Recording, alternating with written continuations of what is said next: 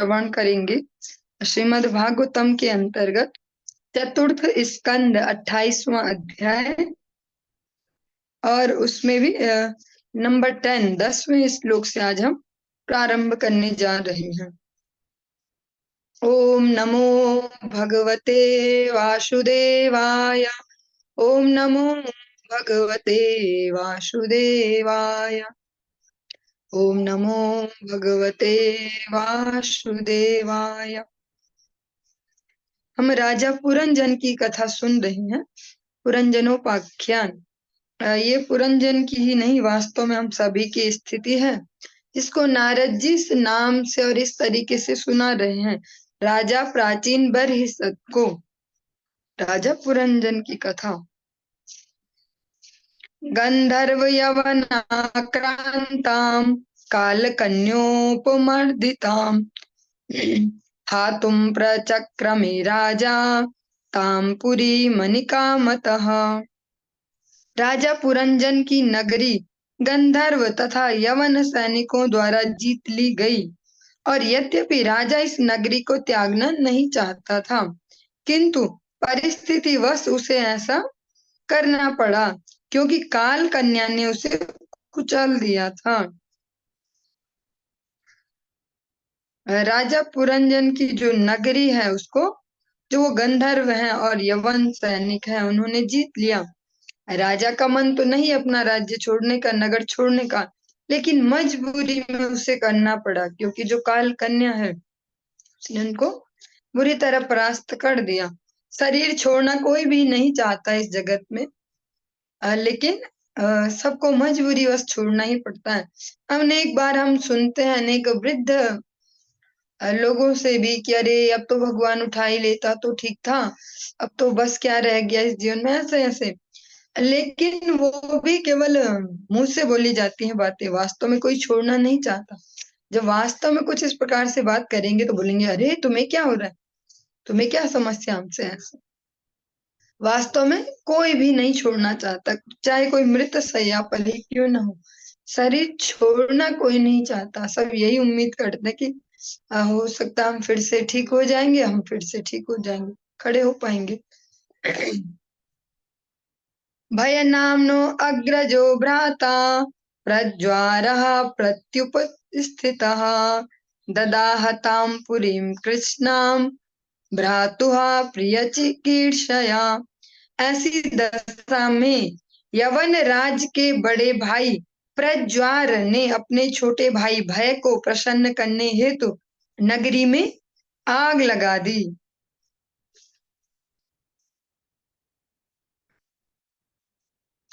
जो यवन राज है, जो भय, जो डर जिसको कहते हैं, उनका जो भाई है, बड़ा भाई प्रज्वार, जो आपने कल भी श्रवण किया कि जो एक्सेस जो बुखार होता है, ज्वर होता है 107 डिग्री के आसपास, 107 डिग्री के आसपास लगभग, वो प्रज्वार की उसको संज्ञा दी गई है। उसने पूरे नगर में अपने भाई भय को प्रसन्न करने के लिए आग लगवा दी।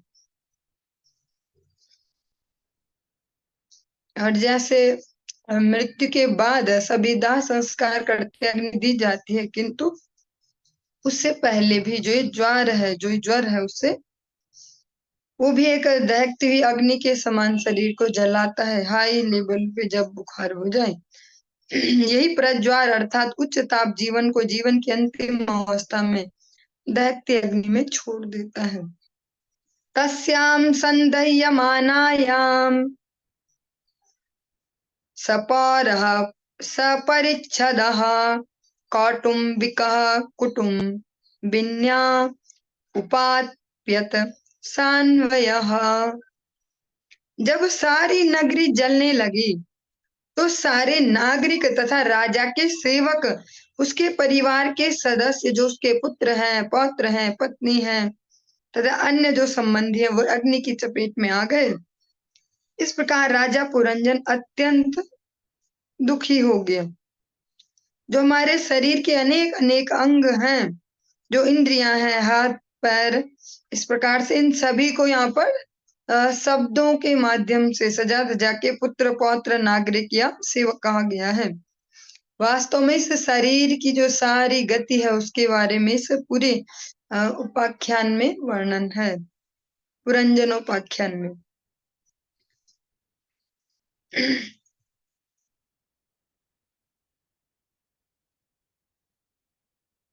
यवनोपरिरुद्ध यवनोपरुद्धायतनो ग्रस्तायां कालकन्यया पुर्यां प्रज्वार संसृष्टः पुरपालो अन्वतप्यत। जब नगरी की रखवाली करने वाले सर्प ने देखा कि नागरिकों पर काल कन्या का आक्रमण हो रहा है, तो वह यह देखकर अत्यंत संतप्त हुआ कि यवनों ने आक्रमण करके उसके घर में आग लगा दी है। दो प्रकार के शरीरों का यहाँ पर वर्णन है, एक स्थूल शरीर जिसको हम सभी देख पाते हैं और एक सूक्ष्म शरीर। मृत्यु के समय स्थूल शरीर नष्ट होता है और सूक्ष्म शरीर अन्य शरीर में गमन करता है। वो जो सूक्ष्म शरीर है, वो चेतना, वो ये सब देख रही है, फिर भी वो असहाय है, कुछ कर नहीं सकती। न से केशो अवितुम तत्र पुरुकृच्छो रूपे वे पथुहा गन्तुमैच्छत् ततो वृक्ष कोटरादिवसानलात्। जिस प्रकार जंगल में आग लगने पर वृक्ष के कोटर में रहने वाला सर्प उस वृक्ष को छोड़ना चाहता है, उसी प्रकार वह नगर अधीक्षक सर्प भी अग्नि के प्रचंड ताप के कारण नगर छोड़ने हेतु इच्छुक हो उठा।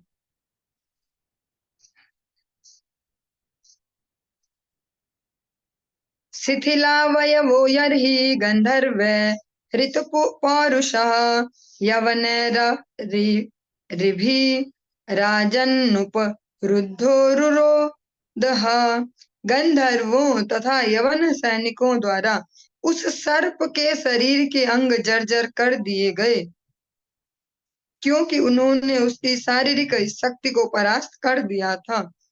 जब उसने शरीर त्यागना चाहा तो उसके शत्रुओं ने उसे रोक लिया। इस प्रकार अपने प्रयास में विफल होने के कारण वह जोर से चीत्कार करने लगा। ये स्थिति वो वाली है जब आप में से भी, आप सब ने भी कहीं ना कहीं कभी ऐसा दर्शन किया होगा, मरणासन व्यक्ति का जो शरीर छोड़ने ही वाला हो, उससे पहले का जो कष्ट है उसको इस श्लोक में अलंकारिक भाषा में इस प्रकार से बताया गया। जब प्राण तो निकलना चाह रहे, लेकिन जो कफ वात पित्त है उनका जो संतुलन है वो बहुत सारी समस्याएं उत्पन्न करते हैं। आवाज भी बंद हो जाएगी, कुछ कहना तो चाहेगा देख के अपने आसपास वालों को जिनसे ममता जोड़ी है पूरे जीवन भर, ये मेरा ये है, ये मेरा ये है, उनको देख देख के कुछ कहना चाहेगा, पर गला कहने को अलाउड नहीं करेगा, गला बंद रहेगा और आंखों से केवल आंसू ही आ पाएंगे। जाते हुए भी दुखी हृदय से मोहग्रस्त होके ही जाएगा। यहाँ जो इस जगत में उसके आसपास है उनसे ही अपना रिलेशन पक्का करके जाएगा कि यही मेरे हैं। इसमें बहुत सुंदर सी सुभद्रा जी की भी स्तुति है जो वो रिपीट करते हैं भगवान के लिए। ये मुकुंद माला स्तोत्र का है। आपने अनेक बार श्रवण भी किया है कक्षाओं के माध्यम से या कथाओं में गुरुदेव की। कृष्णस्त्वदीय पद पंकज पंजरान्तम् अद्वैव मे विशतु मानसराजहंसः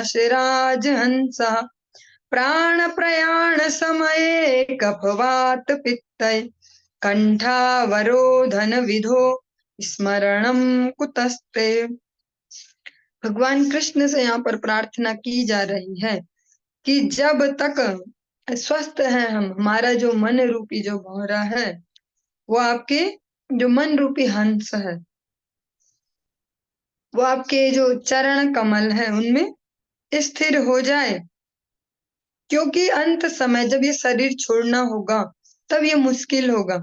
तब तो फोकस सारा होगा गले पे, फोकस सारा होगा जो आसपास खड़े हैं उन पे, फिर उस समय नहीं हो पाएगा। जब तक स्वस्थ मानसिकता है तब तक मैं अपने मन रूपी हंस को आपके चरणों में दे दूं, क्योंकि प्राण प्रयाण समय कफ वात पित्त, जो तीनों दोष हैं ये एक्सेस मात्रा में बढ़ चुके होंगे, फिर आपका स्मरण नहीं हो पाएगा।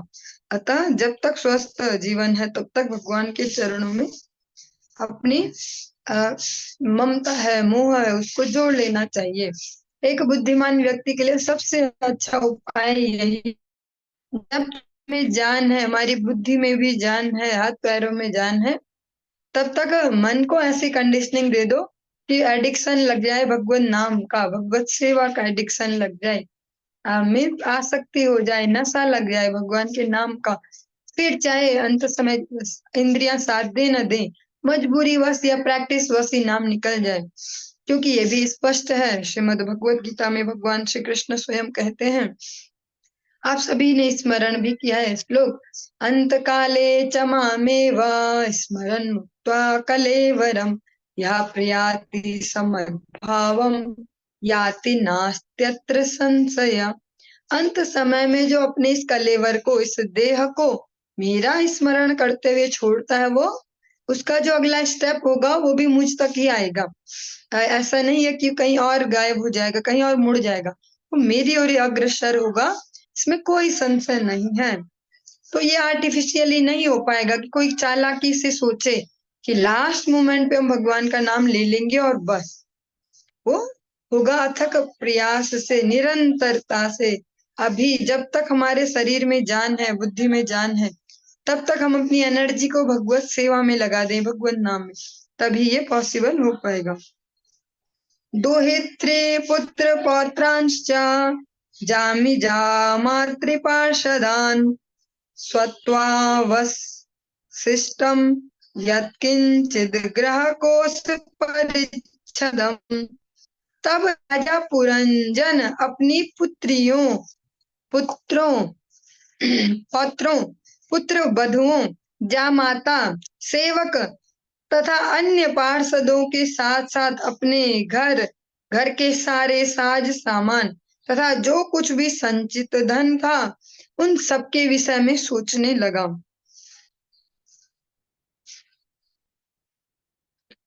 अब जो अंत समय आ रहा है शरीर छोड़ने का, फिर भी राजा पुरंजन इन सब की चिंता कर रहा है। जिन सब ने उसकी चिंता पहले ही छोड़ दी है, वो उनकी ही चिंता कर रहा है। अपने सामान की भी टेंशन है, अपने आसपास जो सामान जोड़ जोड़ के रखा है, इतनी आसक्ति से जोड़ा है। जैसे कई बार डायलॉग सुनते हैं ना कि हमने तो खून पसीने की कमाई एक एक करके जोड़ा है, एक एक सामान, ऐसी मजाक थोड़ी ना। वो कितनी जान लगाई हमने, कितनी बुद्धि लगाई, अपना क्या बोलते हैं ऐसे, कि हमने अपने मतलब मन मार मार के, जीव मार मार के ऐसे पैसे जमा किए, तब जोड़ा। तो राजा पुरंजन का भी यही भाव है, उसको भी अपनी चिंता से ज्यादा इन सब की ही चिंता हो रही है, जो कुछ भी उसके पास अभी बचा हुआ था। अहम ममेति स्वीकृत्य गृहेषु कुमते गृहे दध्यो प्रमदया दीनो विप्रयोग उपस्थिते। राजा पुरंजन अपने परिवार के प्रति तथा मैं और मेरे विचार में अत्यधिक आसक्त था। क्योंकि वह अपनी पत्नी के प्रति अत्यधिक मोहित था, इसलिए वह पहले से दीन बन चुका था। वियोग के समय वह अत्यंत दुखी हो गया। जो राजा पुरंजन है, जो आप अनेक बार श्रवण करते हैं, अहम और ममत्व, मैं और मेरा, मैं मतलब ये देह ही मैं हूँ, इस देह से रिलेटेड ही मेरा है, और इसमें ही मैं जीवन भर घुसा रहूं और लास्ट समय पे भी इसको ही याद करूं। जिसकी ये गति होती है वो निम्न गतियों की ओर आगे बढ़ते हैं, निम्न योनियों में ही जाते हैं। राजा पुरंजन की भी यही स्थिति है कि शरीर को मैं और जो शरीर से संबंधित है वो मेरे, उन सब में ही अत्यधिक आसक्त था। क्योंकि और स्पष्टतया बहुत ही असेंसिटिव तरीके से लिखा है, क्योंकि वह अपनी पत्नी के प्रति अत्यधिक मोहित था, इसलिए वो पहले से ही दीन बन चुका था। वियोग के समय वो अत्यंत दुखी हो गया। जब शरीर तो छोड़ना ही पड़ेगा, सबको ही छोड़ना पड़ेगा, और जो इसको सही प्रकार से, सही एज से समझना शुरू कर दे, उनके लिए जीवन सरल हो जाता है। वरना ये बहुत ही कह सकते हैं बहुत ही मोह वाली या दुख वाली स्थिति हो जाती है। जो वैदिक जीवन शैली है, महाजनों ये न गता सपंथा, इसीलिए उसमें स्पष्ट है। और आप सबको ग्रुप में एक लिंक भी शेयर किया था, जो गुरुदेव अभी ऑस्ट्रेलिया में श्रीमद् भागवतम पारायण कर रहे हैं। फर्स्ट डे वाली कथा में अगर आपने ध्यान दिया हो, ये लाइन गुरुदेव ने भी रिपीट की थी, जो हम अनेक बार श्रवण करते हैं यहाँ पर, कि 50 वर्ष की अवस्था होते ही थोड़ी सी आसक्ति कम करनी होती है, थोड़ा सा डिटैचमेंट करना होता है अपने ग्रह से, संबंधों से, गृहस्थ से, क्योंकि उसके बाद जो मोह है वो बढ़ते जाता है। 50 वर्ष के बाद मोह बहुत ही जल्दी इंक्रीज होता है, कह सकते हैं मल्टीपल तरीके से, बहुत गुणात्मक तरीके से जल्दी जल्दी बढ़ता है व्यक्ति का, फिर मोह बढ़ने लग जाता है। इसीलिए 50 वर्ष की अवस्था शास्त्रों में बताई गई है कि 25 से 50 के बीच ग्रस्त को अलग अलग एंगल से, जिस तरीके से आप चाहें अपने ग्रस्त को सो कॉल्ड एंजॉय करें, सो कॉल्ड ही कहेंगे। और उसके बाद 50 वर्ष की अवस्था होते ही अब स्थिर करें इस चित्त को भगवत भक्ति की ओर, वरना जब सेपरेशन का समय आएगा तो अत्यधिक दर्द होने वाला है, जबकि ये एक नेचुरल प्रक्रिया है। सबको शरीर छोड़ना ही है, कभी किसी को जल्दी, किसी को देर में। इसीलिए शास्त्र स्पष्टतः हमारे लिए एक विधान छोड़ गए। 25 तक ब्रह्मचर्य, फिर उसके बाद 25 साल गृहस्थ के, 25 वानप्रस्थ के, और 25 उसके बाद भगवत भक्ति के पूर्ण समर्पण के, जिसको सन्यास भी कहा जाता है। वास्तविक तात्पर्य पूर्ण समर्पण। तो जो 25 ये है, 50 से 75 के बीच वाले, सबसे ज्यादा सेंसिटिव और सबसे ज्यादा महत्वपूर्ण समय हमारे जीवन का होता है। सामान्यतः इसका ही सबसे ज्यादा दुरुपयोग देखा जाता है मनुष्य के जीवन में, पर ये सबसे इम्पोर्टेंट समय है। लोकांतरम गतवती मय्यनाथा कुटुंबिनी, वर्तिष्यते कथम त्वेषा बालकान नुशोचती। राजा पुरंजन अत्यंत चिंतित होकर सोचने लगा, हाय मेरी पत्नी इतने सारे बच्चों से परेशान होगी, जब मैं यह शरीर छोड़ दूंगा तो यह किस प्रकार इस परिवार के सभी सदस्यों का पालन करेगी। हाय, यह परिवार पालन के विचार से अत्यधिक कष्ट पाएगी। उसकी अपनी नौबत है कि अब शरीर छोड़ना पड़ेगा, लेकिन टेंशन यही हो रही है। और हम ऐसा अपने समाज में, अपने आसपास भी देखते हैं, सभी इस प्रकार से ही तो जी रहे थे। पुरंजन को यह टेंशन हो रही कि अगर मैं मर गया तो मेरी पत्नी कैसे संभालेगी इतना बड़ा परिवार, कैसे इन सबको मैनेज करेगी, ये तो बहुत परेशान हो जाएगी। उसको अभी भी यही विचार आ रहा है। न मय्य नासिते भुक्ते नास्नाते स्नाति मत्परा, मयि रुष्टे शुष्णत्रस्ता भर्त्सिते यत वाग् भयात्। तब राजा पुरंजन अपनी पत्नी के साथ अपने पुराने व्यवहारों के विषय में सोचने लगा। जो उसे याद आया कि उसकी पत्नी जब तक भोजन नहीं करती थी तब तक वह उसकी पत्नी तब तक भोजन नहीं करती थी जब तक वह स्वयं खा नहीं लेता था। वह तब तक स्नान नहीं करती जब तक वह स्नान नहीं कर लेता था।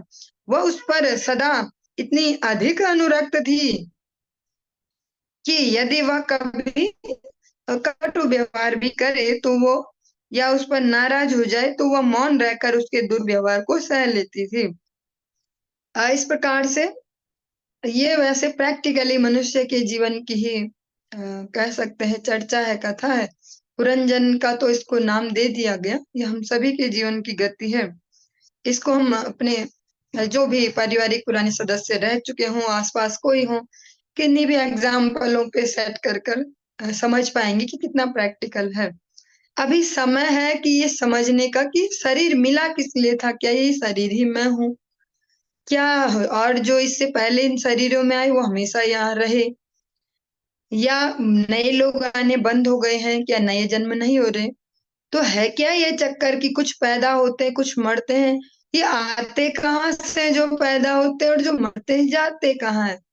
ऐसा विचार कर पाना, ऐसा समय है वो। लेकिन जिस प्रकार से पूरे जीवन भर जो किया है ना, जिसमें एनर्जी खपाई है, सरल शब्दों में, आज के व्यवहारिक शब्दों में बोले, अपना धन और अपना समय, दो चीजें जहाँ इन्वेस्ट की हैं वही गति होने वाली है।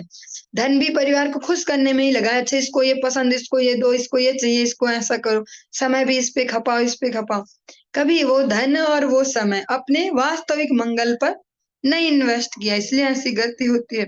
पुरंजन अभी मृत शैया पर ही है, मरणासन है, अंतिम ही समय है, फिर भी टेंशन सबकी ही हो रही है। जिन सबके लिए कह दिया गया उन सब ने उसको उपेक्षा करना प्रारंभ कर दिया था, चाहे पत्नी थी, चाहे बच्चे, चाहे पौत्र पौत्र, सेवक, सभी ने उसकी उपेक्षा शुरू कर दी थी। और ऐसा ही होता भी है प्रैक्टिकली भी। इसको आज के समय में ऐसे बोलते कि आज की जनरेशन ऐसी हो रही है, वैसे ऐसा नहीं है। हमेशा हमेशा से ऐसा ही होता आया है, और यही वास्तविक सत्य भी है। क्योंकि जो भी जिस एज ग्रुप के होंगे वो उस एज ग्रुप के हिसाब से अपने अपने जीवन पर फोकस करेंगे। फिर अन्यों को कैसे, जो बड़ी एज के, उनको कैसे उतना फोकस दे पाएंगे? तो वो निराश ही होंगे, मोहग्रस्त ही होंगे। मंगल सबका वास्तव में हर एज ग्रुप का इसी में है कि वो भगवान के चरणों में फोकस करते अपने जीवन को जिए, फिर कोई मोह की स्थिति नहीं आ पाएगी। राजा पुरंजन इस वृद्धावस्था में, जहाँ पुत्र पौत्र हम सब सुन रहे हैं, सब कुछ ही है, तब भी इतनी आसक्ति थी अपनी पत्नी में, अपने विषयी जीवन में, तो याद भी वही सब आ रहा है। ऐसा देखते भी हैं हम, कोई भी वृद्धावस्था में सभी सीधे हो जाते हैं। जो युवावस्था में सब टेढ़े मेढ़े होते हैं और ऐसे कठोर स्वभाव वाले, वृद्धावस्था आते आते सभी सीधे हो जाते हैं, फिर वो ऐसे ही घूमते हैं गांव के जैसे। ऐसा प्रैक्टिकली भी होता ही है। पुरंजन भी इसी प्रकार से सब याद कर रहा, अरे देखो ये तो तब तक खाती भी नहीं थी, मेरे लिए ही वेट करती थी कितनी देर हो जाए, और सब पहले मुझे ही करे कि मेरा ही सब ठीक ठाक करके फिर अपना देखती थी। मैं कभी गुस्सा भी करता था तो नाराज नहीं। इस प्रकार से एक तरीके से तो ऐसा लगता है आज के प्रैक्टिकल जीवन में कि देखा, अब आए ये लाइन पे बुढ़ापे में। लेकिन ये लाइन पे आना नहीं है, ये मोहग्रस्त होना ही है। लाइन पे आना हुआ कि भगवत भक्ति में लग जाए, उसको बोलेंगे लाइन पे आना। ये लाइन पे आना नहीं हुआ कि अब वो बोले कि हाँ मैंने तो ऐसा किया था जीवन भर। वो तो मोहग्रस्त होकर हो रहा है। पुरंजन भी इस प्रकार से याद करते जा रहा, जो समय उसको प्रैक्टिकली अपनी चेतना को भगवत चरणों में लगाना चाहिए कि शरीर छूटने वाला है। ये इतनी बस अब समय ही नहीं है। इतना सुंदर सा मौका, सुनहरा मौका, ये गोल्डन चांस मुझको मिला मानव जीवन का, जब हम सभी को भी ये सुविधा उपलब्ध है कि हम सभी भी जानते हैं कि क्षण भंग है ये देह, और साधनों के लिए सबसे बड़ा साधन है ये, और जो भी हम करना चाहते हैं नित्य मंगल, उसके लिए बहुत हेल्पफुल है। तो क्या राजा पुरंजन को किसी ने कभी उपदेश नहीं दिया होगा ऐसा? ऐसा मुश्किल है। भगवान की कृपा सभी जीवों पर होती ही है। कोई भी जीव कभी ये शिकायत नहीं कर सकता कि मुझे मौका नहीं मिला। इस घोर कलयुग में भी आप सभी प्रैक्टिकली देख रहे हैं, वो किसी देश में हो, किसी तरीके के हो, किसी भी बोल सकते हैं कम्युनिटी से बिलोंग करते हो, भगवान सभी को मौका दे रहे हैं अपने इस नाम जप को लेकर।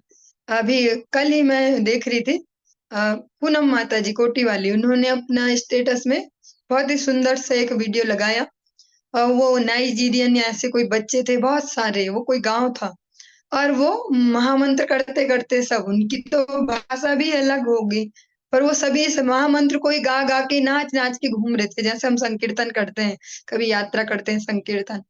तो इस कलयुग में भी भगवान ने पूरी कृपा बना के रखी है, कोई शिकायत नहीं कर पाएगा कि मुझ तक प्रचार नहीं आया था आपके नाम का। तो राजा पुरंजन तक भी गया तो होगा ये प्रचार, क्योंकि जैसा राजा प्राचीन बरहिस्सत है, उनके पास तो नारद जी खुद ही पहुंच गए, जैसे हम सबके जीवन में गुरुदेव खुद ही आए। हम कहीं कहीं गए नहीं एफर्ट कर करके, गुरुदेव प्रचार अपने मूवमेंट में हम सभी के जो भी हमारे अ, रहने की जो जगह है, हमारे हमारे शहरों में, गांव में, सब जगह गुरुदेव खुद ही पहुंचे, जैसे नारद जी कर रहे हैं, भगवान भोलेनाथ कर रहे हैं। जो प्रचेतागण है वो कहीं गए नहीं ढूंढने कि कोई भगवत भक्त मिले उपदेश करे, शिव जी वहां पर खुद ही पहुंच गए उनके पास। इतने दयालु होते हैं वैष्णव। तो राजा पुरंजन को भी कोई ना कोई मिले तो होंगे ऐसे। लेकिन फिर भी जो उनकी अपनी प्रैक्टिस है उसकी वजह से वो परेशान हैं। और इसीलिए संत जन हमको मिलते हैं ताकि हम अपनी प्रैक्टिस बदल पाएं। प्रबोधयति मां विज्ञम व्युसिते शोककर्षिता वर्तमे तद ग्रहमेधियम वीरशूरपि नेष्यति। राजा पुरंजन सोचता रहा कि उसके मोहग्रस्त होने पर किस तरह उसकी पत्नी उसे अच्छी सलाह देती थी और उसके घर से बाहर चले जाने पर वह कितनी दुखी हो जाती थी। यद्यपि वह अनेक पुत्रों तथा वीरों की माता थी, तो भी राजा को डर था कि वह गृहस्थी का भार नहीं ढो सकेगी। तो जब पुत्र पौत्र सभी हैं तो अवस्था 50 से ऊपर दोनों की होगी ही होगी। लेकिन राजा पुरंजन अपने मोह के कारण स्पष्ट है, उसके मोहग्रस्त होने पर राजा पुरंजन इस प्रकार से सोच रहे हैं। अब देखो, जब जब मैं परेशान हो जाता था, समझ नहीं पाता था, तो मुझे सही सलाह भी देती थी, और जब मैं घर से जाता कहीं तो कितनी दुखी हो जाती थी। और यद्यपि जो राजा पुरंजन है उनके अनेक वीर पुत्र हैं, तो उनकी माता का भी कुछ ना कुछ तो रोल होगा ही उसमें, उनको कंडीशनिंग देने में। फिर भी राजा पुरंजन को फिर भी ये डर है कि ये नहीं संभाल पाएगी गृहस्थी। पहले तो इस एज में जरूरत ही क्या है गृहस्थी संभालने की, वो तो सब संभाल ही लेंगे, जब पौत्र भी है तो पुत्रों के ही पुत्र होंगे। फिर भी राजा पुरंजन इस प्रकार से सोच रहा है। और बहुत ही सुंदर श्लोक है श्रीमद् भगवद गीता का। ममैव वांशो जीव लोके जीव भूता सनातना मनस षष्ठानि इंद्रियाणि प्रकृति स्थानि कर्षति। भगवान कहते हैं जीव मेरा शाश्वत अंश है, मेरा शाश्वत दास है, हमेशा हमेशा से। फिर भी मन षष्ठानि इंद्रियाणि प्रकृति स्थानि कर्षति। जो उसका मन है और जो इंद्रियां हैं उसको अपने अपने विषयों की ओर संघर्ष करवाती, खींचती रहती हैं। आंख बोलेगी नहीं नहीं इधर देख, बहुत बढ़िया देखने के लिए इधर। कान बोलेगा सुन सुन इधर का शब्द बढ़िया, इधर की गप्पे बहुत बढ़िया चल रही, रसीली गप्पे हैं इधर, इधर का म्यूजिक बहुत फास्ट है, ये बहुत अट्रैक्ट कर रहा है, इधर चलो। जीभ कहेगी देखो देखो नया एक कोई खुल गया रेस्टोरेंट, वहां बढ़िया बढ़िया डिश है, वहां देखो उस ठेले पे ये मिल रहा।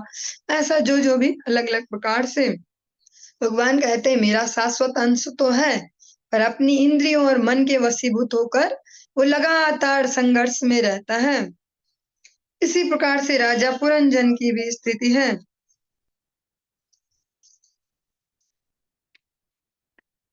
कथम नु दारकादीना दारकीर वा परायणाः वर्तिष्यन्ते मयि गते भिन्न नाव इवो दधो। राजा पुरंजन आगे भी चिंता करने लगा, जब मैं इस संसार से चला जाऊंगा तो मेरे ऊपर पूर्णतः आश्रित पुत्र तथा पुत्रियां किस प्रकार अपना जीवन निर्वाह करेंगे। उनकी स्थिति जहाज में चढ़े हुए उन नाविकों के समान है जिनका जहाज सागर के बीच में ही टूट जाता है। ये राजा पुरंजन जो हम सबका ही प्रतिनिधि है, ये हम सबकी ही कथा है, हम सभी के बारे में ही कहा जा रहा है। वो जिस ओर उसे लगाना चाहिए अपने चिंतन को, उसके ठीक विपरीत लगाते जा रहा है। वो अब सोच रहा कि अरे सारे लोग तो मेरे पे ही डिपेंड है। हाँ, सारी जो भी संपत्ति है वो सब मेरी तो है, सब इनका खर्चा पर्चा सब मैं ही चला रहा हूँ, ये सब कुछ मैं ही चला जाऊंगा, इनका क्या होने वाला है। इस प्रकार से वो सोच रहा कि इनकी जिंदगी कैसे चलेगी। उसे बस यही लगता है कि जैसे कोई कोई मोहग्रस्त व्यक्ति होते ही हैं कहीं ना कहीं किन्हीं परिवारों में भी, कि जैसे कि सब मैं ही कर रहा हूँ, बस मैं मर जाऊंगा तो बस सारी दुनिया ही बढ़ जाएगी जैसे। लेकिन ऐसा होता तो नहीं है। कितना ही श्रेष्ठ व्यक्ति भी हो, अगर वो चला भी जाए फिर भी जीवन चलता ही रहता है, सारी दुनिया चलती रहती, कोई नहीं रुकता।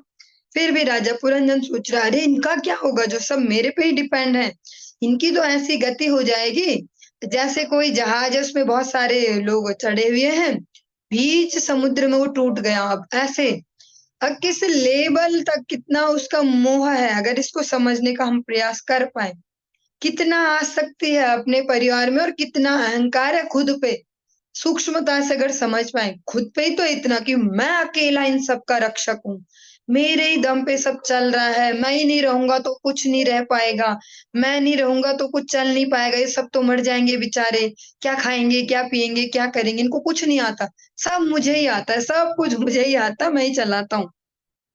इसको इसी प्रकार लग रहा है कि जैसे वो जहाज टूट जाता है तो सारे यात्री तो मर जाएंगे, ऐसे वो जहाज मैं हूं और ये सब यात्री। इस प्रकार से राजा पुरंजन चिंतन कर रहे हैं। एवं कृपणया बुद्धया सोचन्त मत दर्हणं ग्रहीतुं कृतधीरेनं भयनामाभ्यपद्यत। यद्यपि राजा पुरंजन को अपनी पत्नी तथा बच्चों के भाग्य के विषय में शोक नहीं करना चाहिए था, फिर भी उसने अपनी दीन बुद्धि के कारण ऐसा किया। उसी समय भय नामक यवन राज उसे बंदी बनाने हेतु तुरंत निकट आ धमका। राजा पुरंजन को इस प्रकार से शोक नहीं करना चाहता, ऐसा श्रीमद् भागवतम कहती है, क्योंकि सब जब अपना सिर लेके आए तो सिर के साथ भाग्य भी लाए होंगे और सबका अलग ही होता है, कोई किसी के भाग्य को कभी कंफर्म नहीं कर पाएगा। जिस प्रकार से हम लाइफ इंश्योरेंस या इंश्योरेंस ये शब्द यूज करते हैं, लेकिन कोई किसी को सिक्योर कर नहीं सकता।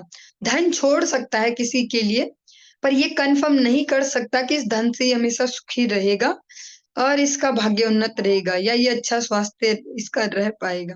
धन छोड़ सकते हैं, संपत्ति छोड़ सकते हैं, भाग्य सही हो ये किसी के हाथ में नहीं।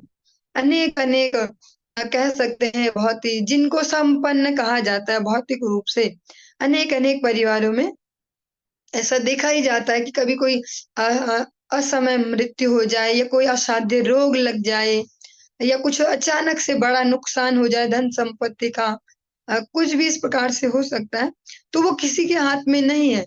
कोई भी माता पिता कभी ये फिक्स नहीं कर सकते कि इस बच्चे का भाग्य कैसा हो। अगर कर सकते हैं उसकी हेल्प के लिए तो इतना ही कर सकते हैं कि उसको भी धीरे धीरे भगवत चरणों की ओर लगा दे, क्योंकि ये सबसे बड़ा इंश्योरेंस यही है। गुरुदेव के मुखारबिंद से श्रवण किया था एक बार उनकी ही व्यास पूजा के अवसर पर, सबसे बड़ा इंश्योरेंस है कि उनको भगवत भक्ति का मार्ग दिखा दिया जाए। वो भी उनके भाग्य पर डिपेंड होता है कि किस लेवल तक सीख पाएंगे, नहीं, पर प्रयास किया जाना चाहिए। प्रयास करने के लिए एकमात्र यही है, बाकी भाग्य से सबके पास आएगा और जाएगा, जो भी व्यक्ति वस्तु परिस्थिति है।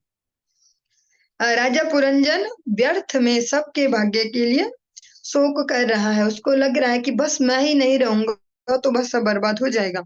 ऐसे समय में जब वो इतना शोकातुर है, और अ, इससे ही हम हिसाब भी लगा पाएंगे कि जो भी कोई होते हैं ना, सिर्फ ज्यादा बीमार हो जाते हैं या रोगग्रस्त और मृत शैया पर हैं, तो क्या उनकी मनस्थिति चलती होगी, क्योंकि बोल तो ज्यादा नहीं पाते पर आंसू तो सबके आते हैं।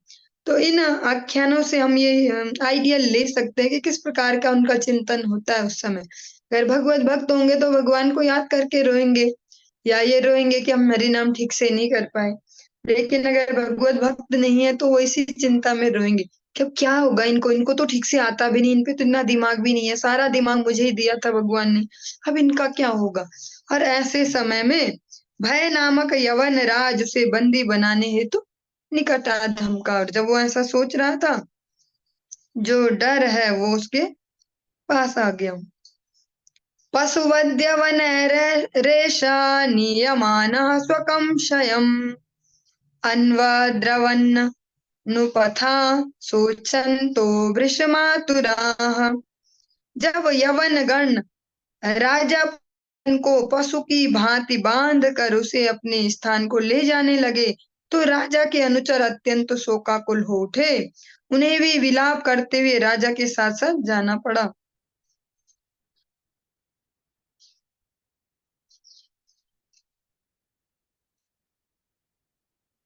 पुरीं विहायोपगत उपरुद्धो भुजङ्गमः यदा तमेवानुपुरी विशीर्णा प्रकृतिं गता।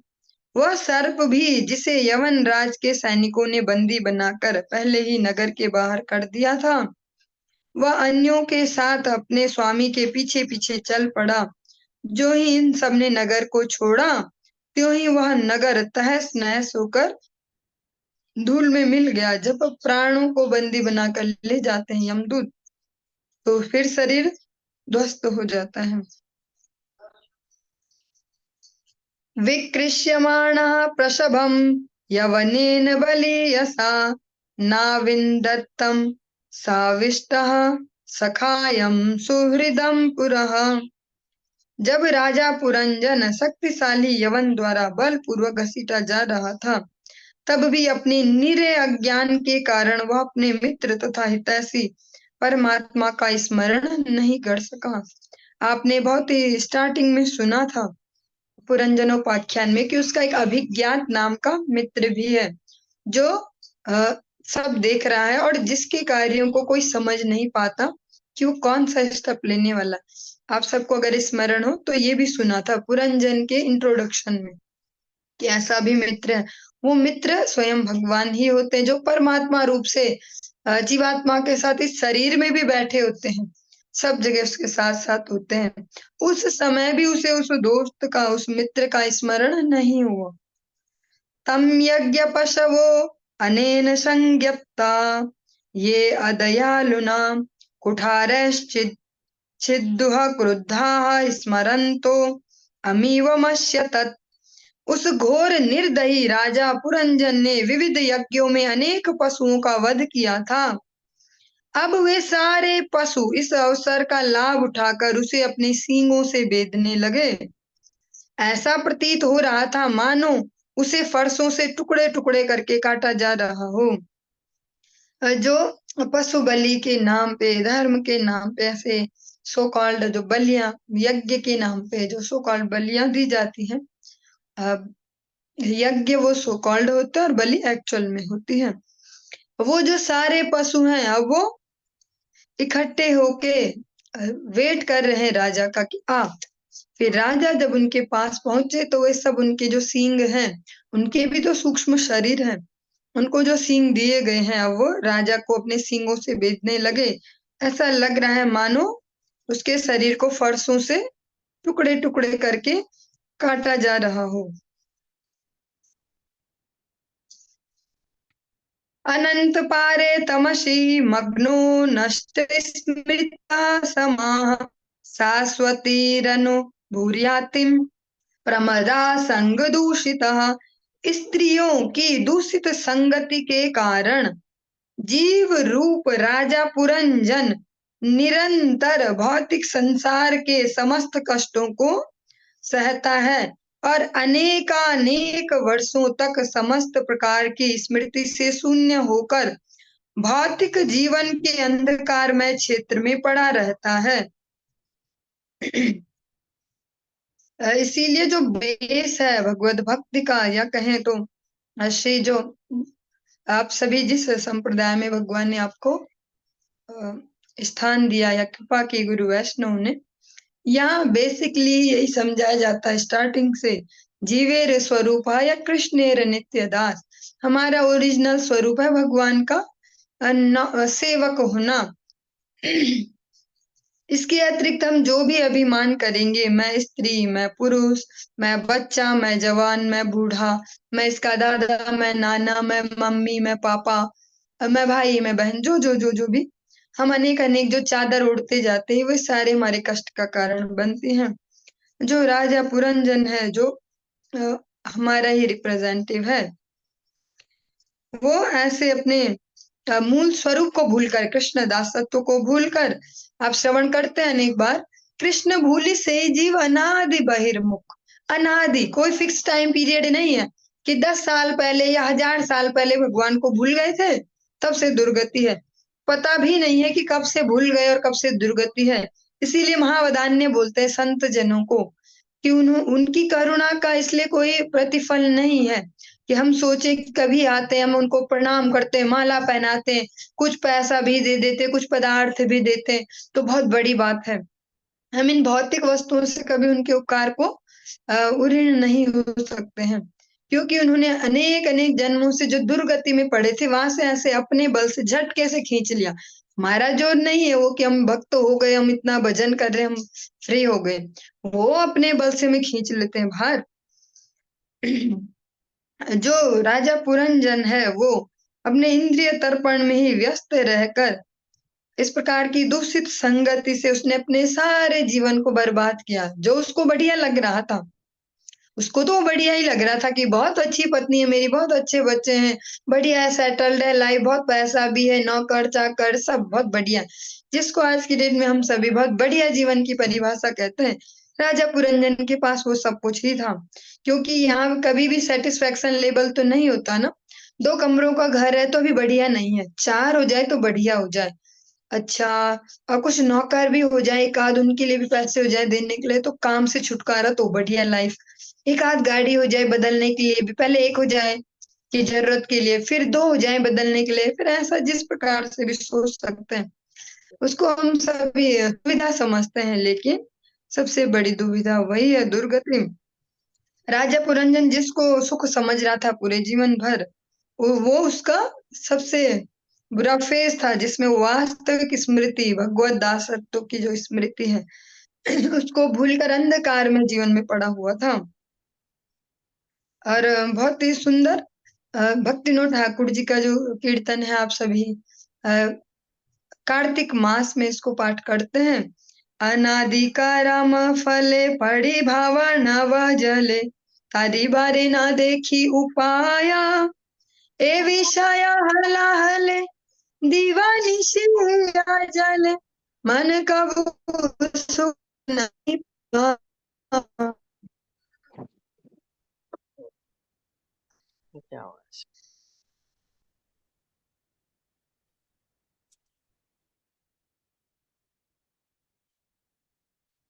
इस प्रकार से हम सभी श्रवण करते हैं जीव की स्थिति। इस प्रकार से जो राजा पुरंजन है वो इस स्थिति में पहुंच गए। तामेव मनसा गृणन् बभूव प्रमदोत्तमा, अनंतरम विदर्भस्य राजसिंहस्य वेश्मनि।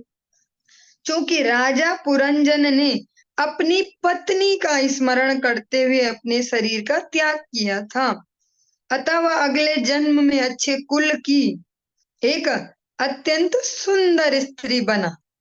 उसने राजा विदर्भ के घर में राजकन्या के रूप में अगला जन्म लिया। ये हम जो सुन रहे हैं ये श्रीमद् भागवतम है।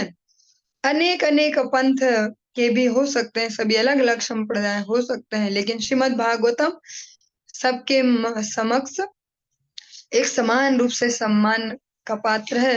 भगवान की वांग्मय मूर्ति है, भगवान का स्वयं अवतार है श्रीमद् भागवतम। हम इसमें समझ पा रहे हैं जो कर्मों के प्रतिफल भी है। जैसे कह देते किसने देखा आगे क्या होगा, देख लो बस यही, जो खा लो पी लो मजा कर लो यही है जिंदगी। हाँ, कौन देख रहा आगे क्या होता मरने के बाद, ऐसे ये हम प्रैक्टिकली समझ पा रहे हैं भगवान कृष्ण के मुख से।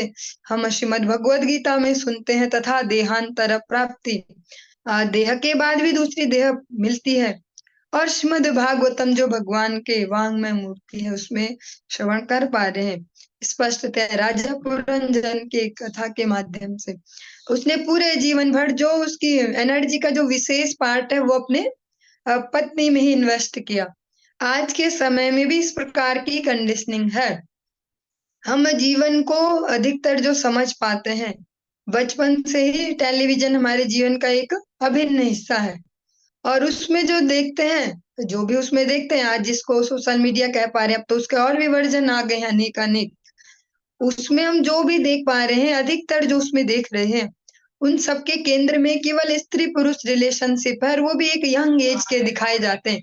एक दूसरे में आसक्त, जो घर वालों को भी छोड़ देते, इतना प्रेम हो गया, इस प्रकार से सेंट्रलाइज दिखाया जाता है स्त्री पुरुष रिलेशनशिप। वैसी कंडीशनिंग, वैसी मेंटलिटी होती है। राजा पुरंजन की भी वही स्थिति थी, और हम सभी भी उसको ही देख देख के तो ऐसी कंडीशनिंग लेते हैं, बाकी सारे पार्ट नेग्लेक्ट हो जाते हैं जीवन के। तो राजा पुरंजन की जब इस प्रकार की गति रही, अंत काले च माँ में वह नहीं हो पाया, अंत काले च कह सकते हैं पत्नी का स्मरण हुआ। तो जैसा स्मरण करेंगे उस प्रकार से ही गति होगी। तो एक स्त्री का ही चिंतन करते करते उन्होंने पूरे जीवन को भी बिताया। सेंटर में स्त्री शरीर ही रहा, और देह छोड़ते भी स्त्री चिंतन ही रहा, तो उनको भी स्त्री शरीर मिल गया। पर भगवान की एक कृपा रही कि उन्हें एक राजा के घर में एक राजकन्या का शरीर प्राप्त हुआ। श्रीमद् भगवत गीता का सुंदर सा श्लोक इसको प्रैक्टिकली वो करता है सपोर्ट समझने में हम सभी को। यम यम व्यापी स्मरन भावम त्यजत्यन्ते कलेवरम तम तमय वैति कौन्तेय सदा तद भाव भाविता। ये श्लोक भी आप सभी ने स्मरण किया है। आप सभी को जो भी आपने स्मरण किए हैं भगवत गीता के श्लोक, उन सभी का प्रैक्टिकली यूज देख पा रहे होंगे, कितने प्रैक्टिकल हैं वो, हर जगह अप्लाई हो पा रहे हैं प्रैक्टिकली। तुरंत से हमें बताते हैं कि देखो ये सही बात है। तुरंत से भगवत गीता हमको पक्का करती है कि हाँ ऐसा होगा। जो जिस भाव से शरीर को छोड़ता है उसी भाव को पुनः प्राप्त करता है। राजा पुरंजन ने स्त्री शरीर का चिंतन करते हुए शरीर छोड़ा, तो अगली बार स्त्री शरीर ही प्राप्त हो गया। उपये में वीर्यपणां वैदर्भीमलयध्वजः युधे निर्जित्य राजन्यान् पांड्यः परिपुरजयः। यह निश्चय हुआ था कि राजा विदर्भ की कन्या वैदर्भी, जो ये वैदर्भी बन गए हैं अब, जो पुरंजन थे अभी तक, वैदर्भी का विवाह अत्यंत शक्तिशाली पुरुष मलय ध्वज के साथ किया जाए, जो पांडु देश का रहने वाला था। उसने अन्य राजकुमारों को पराजित करके राजा विदर्भ की कन्या के साथ विवाह कर लिया। क्योंकि प्राचीन समय में स्वयंवर की व्यवस्था होती थी, वहां पर सब अपनी श्रेष्ठता को स्थापित करके फिर जो सबसे श्रेष्ठ वर हो उससे ही विवाह होता था राजकन्याओं का। तस्यां च जनयां चक्र आत्मजामशिते क्षणां यवीयसः सप्तसुतान् सप्त द्रविड़ भूभृतः। राजा मलयध्वज को एक पुत्री हुई जो वैदर्भी हैं उनके गर्भ से, जिसकी आंखें श्यामल थी। उसके 7 पुत्र भी हुए, जो आगे चलकर द्रविड़ नामक भूभाग के शासक बने। इस प्रकार उस देश में 7 राजा हुए।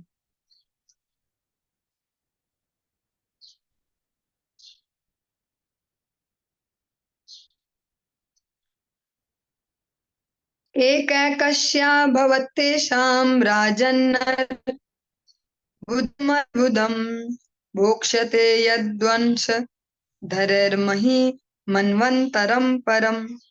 हे राजा प्राचीन बरहिसत मलयध्वज राजा के पुत्रों ने लाखों पुत्रों को जन्म दिया, और ये सब एक मनु की अवधि के अंत तक तथा उसके बाद भी सारे संसार का पालन करते रहे।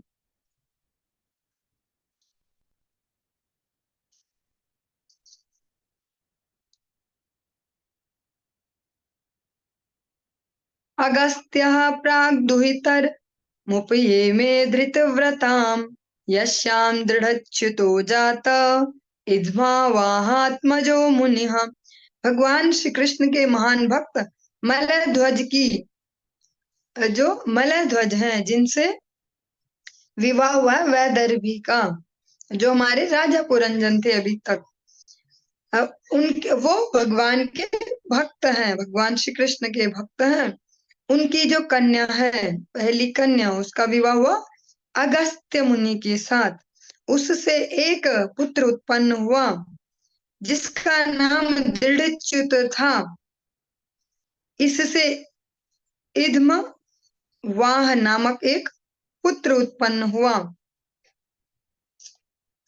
विभज्य तनयेभ्यः क्षमां राजर्षिर्मलयध्वजः आरिराधयिषु कृष्णं सजगाम कुलाचलम। इसके पश्चात राजर्षि मलयध्वज ने अपना सारा राज्य अपने पुत्रों में बांट दिया।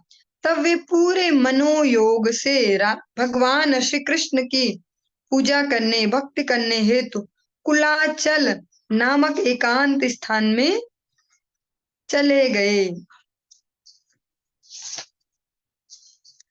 चलिए इस प्रसंग को हम यहीं पर विराम देंगे, आगे कल कंटिन्यू करेंगे। हरि बोल। हरे कृष्णा।